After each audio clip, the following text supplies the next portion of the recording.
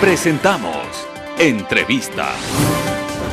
Amigos televidentes, iniciamos las entrevistas. Está con nosotros Osvaldo Moreno, un experto en temas políticos, consultor político, con quien dialogaremos en los siguientes minutos a propósito de las perspectivas frente a la campaña electoral y a las próximas elecciones seccionales. Bienvenido, Osvaldo, gracias por estar aquí.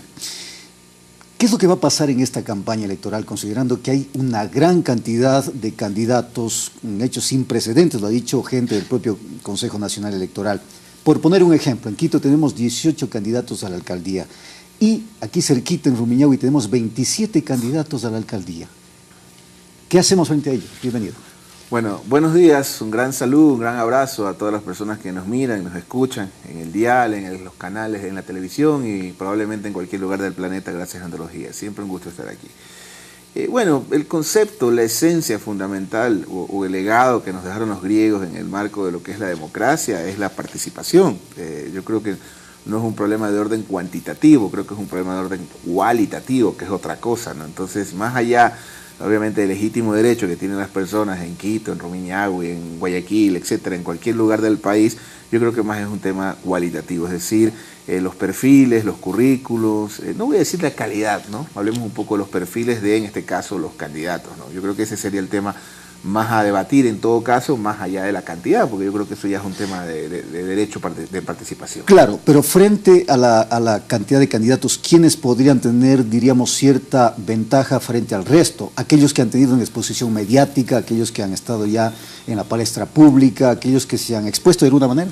Bueno, yo creo que el país tiene un gran problema, que es la carencia institucional de los partidos políticos. No es un problema de X partidos, es un problema del país. Hoy por hoy algunos partidos parecen más canales de televisión que partidos políticos o parecen más equipos de fútbol que partidos políticos. Y eso no es un problema de las figuras de pantalla de los futbolistas, tienen su derecho.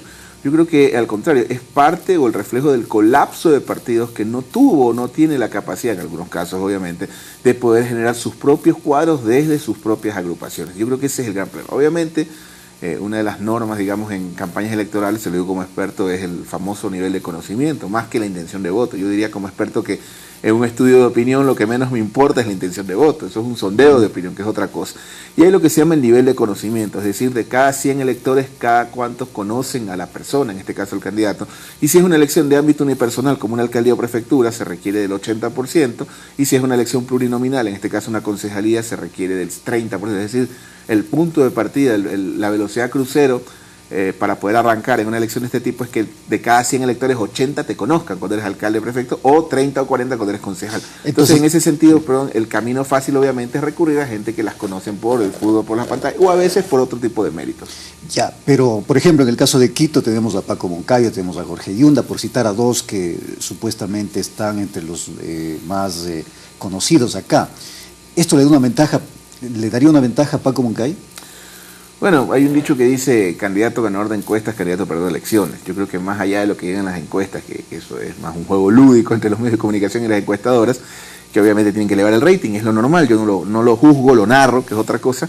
Me parece que siempre obviamente va a haber candidatos que se perfilen con más fuerzas, pero no necesariamente porque lo digan las encuestas, sino por sus antecedentes, por la gestión. Y ahora, el caso particular de la capital es que obviamente, con todo respeto y cariño, no es lo mismo relevar a Rodas que a Nebot, poniendo el ejemplo de Guayaquil, claro, ¿no? Y con todo respeto también, y espero y siempre deseamos lo mejor para nuestra capital, que es una ciudad maravillosa, creo que es la París andina, lo digo con mucho respeto, es el hecho de que obviamente hay que reconocerlo, una cosa es la situación de los 80 en Guayaquil en su consejo cantonal, y creo que hoy en día es distinto lo que es el consejo edilicio en Guayaquil de lo que es en Quito, ¿no? Entonces en ese sentido, obviamente al ver mucha oferta hay una serie de factores que podrían determinar, en este caso el general Moncayo, como una opción básicamente por la experiencia, sin perjuicio obviamente del resto de competidores. Ahora, en Guayaquil no hay un Rodas y en Quito no hay un Nebot. En esa línea, ¿cuánto peso podrá tener la candidata social cristiana Madera Guerrero, en este caso Cintia, de la mano de Nebot? Bueno, yo creo que el gran problema en este caso, lo tengo que decir, de Jairala, que sería el contenedor o quien debe consolidarse como tal, sin perjuicio de los otros candidatos, o quien quiera vencer a Cintia Viteri. Yo creo que el problema no es Cintia Viteri, yo creo que el problema es el aparato, ni siquiera el aparato municipal, la estructura del partido. Estamos hablando de una máquina, le digo porque con conocimiento de causa, hay dos cosas que yo como analista, como consultor, admiro, porque a veces hay que ver lo bueno que tiene este partido, sin ser su adherente ni militante. Uno, es un control electoral. Nosotros tenemos alumnos de algunas maestrías en las que soy docente que vienen a hacer la observación, a aprender un poco de cómo es el control electoral que ellos ponen. Por si acaso los tenemos un control electoral es para un poco para que no te roben los votos, no es para hacer lo contrario. Claro. Segundo, lo que es la estructura de territorios que ellos se manejan, ¿no es cierto? Que tal vez creo que en un momento la tuvo o la tiene la izquierda democrática aquí en Pichincha. Y esa estructura territorial que ellos se manejan es una máquina aceitada de hace más de 30 años. Entonces yo creo que el desafío, más que obviamente vencer a Cintia, en el que quiera ganar a la alcaldía de Guayaquil, que sin duda es un perfil que no es, obviamente no es Nebot ni Flores Cordero, es el hecho de esa estructura, esa maquinaria electoral de territorio, dirigentes que tiene el Partido Cristiano en Guayas y sobre todo en Guayaquil, que deberá ser el gran desafío en este caso de quien quiera vencerlos, vencer. Yo creo que ese es el importante. Claro, pero bueno, en el caso de Jairala tiene también su estructura, ha hecho un buen trabajo. Sin duda, como prefecto, sin duda. Pero ya le digo que esa es la fortaleza, digamos, que ellos tienen, y obviamente Jairala debe elaborar un trabajo, quien quiera, Jiménez, digamos, o Bolívar Rosero, deberá en este caso vencer, digamos. Ahora, obviamente también tiene una desventaja esa situación, que es muy difícil como socialcristianos hablar de cambio después de casi 30 años, un poquito más en la administración. Entonces el caso de Guayaquil es atípico, porque si bien es cierto, Nebot tiene una aceptación muy alta, es de él, eso no se endosa, ¿no? Y también Guayaquil obviamente tiene temas cuestionables, el tema de los informales, el tema de las inundaciones. Guayaquil en 10 minutos de lluvia nos llega el agua a la rodilla, que son temas que yo creo que ya no le toleraría la ciudadanía, en este caso al próximo alcalde. Pero ¿se advierte una campaña electoral o más bien una lucha electoral muy cerrada entre, en este caso, Cintia y Jairala? Habría que ver si Jairala logra consolidarse finalmente. Creo que está en ese proceso, creo que está intentando lo de consolidarse como ese contendor, porque yo insisto, yo creo que el problema es la infraestructura y obviamente la popularidad que tiene el alcalde también es un factor, sin duda alguna. Nebot lo podemos cuestionar en algunos temas, obviamente, del desgaste, pero en las líneas generales los guayaquileños aprecian su administración. Entonces el caso de Guayaquil es interesante porque al final del camino esto terminaría configurando también parte del escenario 2021, ¿no? Vamos a Cuenca. Hemos hablado de dos ciudades principales, pero vamos a una tercera ciudad no menos importante. ¿Cómo no? Y hermosa. Un saludo a los cuencanos. Por supuesto. Tenemos a Jefferson Pérez, tenemos al actual alcalde, la Chola Cabrera, y tenemos también a otro actor que decía que no va a ser candidato a la alcaldía, etcétera, etcétera, Paul Carrasco. ¿Qué se advierte ahí?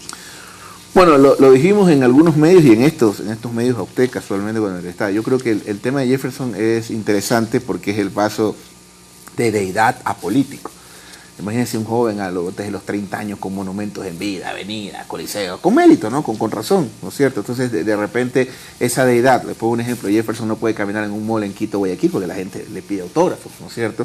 Pero cuando tú das ese paso, hay un dicho que dice, cuando uno muere lo beatifican, y cuando uno entra en política se entera de lo que ha hecho y lo que no ha hecho. Entonces, obviamente, ese paso de deidad ganado, bien ganado, a político, sin duda alguna, más o menos, bueno, a veces hacía la analogía de como cuando, bueno, esto entenderían los ochenteros, ¿no? O la gente, bueno, usted era muy joven, no recordará, pero recuerdo cuando Superman pierde sus superpoderes, ¿no es cierto? En ese momento le pega a todo el mundo, no es que le pierden el respeto, ya deja de ser en este caso inmortal. Entonces, en el caso de Jefferson, yo creo que ese paso de deidad a político lo torna vulnerable a perder o a ganar, porque ya no es una carrera de marcha, ya no es un tema deportivo, es un tema político. Y en ese contexto hay contendores. Me parece que el actual alcalde Cabrera es una opción. Él ha logrado, me parece, desde mi punto de vista, un poco, se hizo tan cotidiano lo del tranvía. Lo del tranvía, que ya es un tema como que ya no es. Obviamente hay un tema de responsabilidad que mucha gente se lo endosa a él, al anterior, etcétera, pero ya es un tema cotidiano. Y Carrasco, tal vez por el desgaste, por el tiempo, pero tiene un tema, vamos a hablar de lo bueno de cada candidato, que es una máquina a nivel de territorio, eso es indudable. Él es un tipo que puede trabajar 24/7 a nivel de territorio, que tiene un nivel de conocimiento muy alto desde su gestión. También tuvo una aventura, un intento de nacionalizar su proyecto, o creo que tiene un proyecto nacional, pero tiene un tema de negativos bastante fuerte que ya le tocará trabajar. Pero insisto, las elecciones se ganan en el territorio y ese es un factor que él maneja muy bien. Entonces lo de Cuenca es bastante interesante, habría que esperar el resultado sin perjuicio, porque Azuay es atípico de las alianzas que tienen como con los prefectos, y en el caso de Jefferson él no ha hecho una alianza a nivel de prefectura. Gracias, Osvaldo Moreno, consultor político. Bueno, hay mucho por hablar sobre el tema de las candidaturas. Gracias por habernos acompañado. Vamos a pasar con Javier para seguir hablando justamente de la campaña. Está el economista Gino Cornejo, candidato a la alcaldía de Guayaquil por el Partido Adelante Ecuatoriano Adelante. Gran abrazo, muchas gracias. Javier, adelante.